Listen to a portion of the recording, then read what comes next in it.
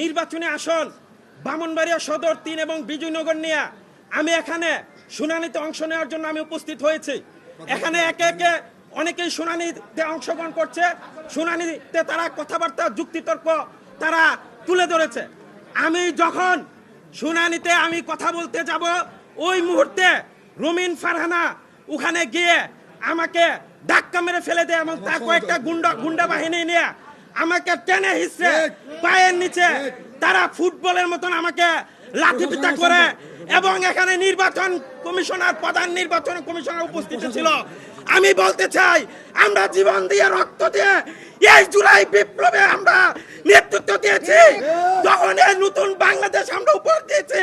আজকে প্রধান নির্বাচন কমিশনের সামনে আমাকে যেভাবে পায়ের নিচে লাথি মারা হয়েছে, আমাকে যেভাবে পিটিয়ে আহত হয়েছে, আমার জামা কাপড় ছিঁড়ছে, এখানে সবাই দেখেছে। এই বাংলাদেশের জন্য আমরা জীবন দেই নাই, রক্ত দেই নাই। আমরা চেয়েছিলাম এই বাংলাদেশে একটি গণতান্ত্রিক পরিবেশ থাকবে, এখানে সবাই তার যুক্তি তর্ক তুলে ধরবে, কিন্তু আমি আমার কথাই বলতে পারলাম না।